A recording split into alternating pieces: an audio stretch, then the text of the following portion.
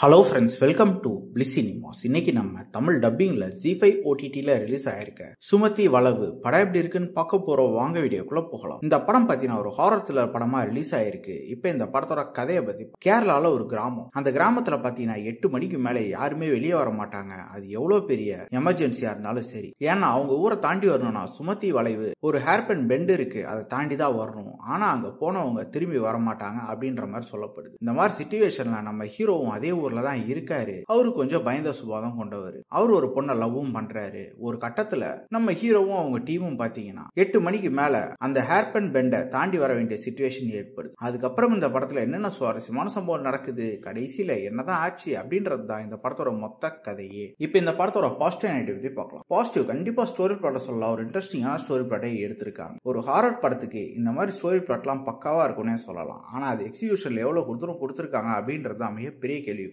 Performances பாத்தீங்கன்னா படத்துல நடிச்ச எல்லாருமே ஒரு நீட்டான பெர்ஃபார்மன்ஸே கொடுத்திருக்காங்கன்னு சொல்லலாம். அந்த ஹேர்பின் பெண்டை வச்சு இவங்க பண்றதுக்கு அமானுஷ விஷயம்லாம் ஒரு சிலது அங்கங்க ஒர்க் அவுட் ஆயிருக்குன்னே சொல்லலாம். அதே மாதிரி ஜம்ப் ஸ்கேர்ஸும் அங்கங்க ஒர்க் அவுட் பண்ணிருக்காங்க. ஆனா என்ன, அந்த சுமதி வளைவை இன்னும் பல போர்ஷன்ல வச்சு இன்னும் கூட டீடைலா டிஸ்கிரைப் பண்ணிருக்கலாம் அப்படின்ற மாதிரி தான் எனக்கு தோணுச்சு. டெக்னிக்கலி படம் பயங்கர சவுண்டா இருக்கு. சினிமோட்டோகிராஃபிலாம் சூப்பரா பண்ணி கொடுத்திருந்தாங்க. குறிப்பா அந்த ஹேர்பின் பெண்டை காமிச்ச இதெல்லாம் தரமாவே இருந்தது. அதுக்கேற்ற மாதிரியே பேக்ரவுண்ட் ஸ்கோர், சாங்ஸ் எல்லாமே பக்காவா பண்ணி கொடுத்திருந்தாரு மியூசிக் டைரக்டர். எடிட்டிங் நல்லாவே பண்ணியிருந்தாலும் இன்னும் கொஞ்சம் கிறிஸ்பா பண்ணிருக்கலாம் பண்ற மாதிரி தான் இருந்தது. ஸ்கிரீன் பிளேஸ் பாத்தீங்கன்னா ஓரளவு ஓகேவா தான் எழுதியிருக்காங்க.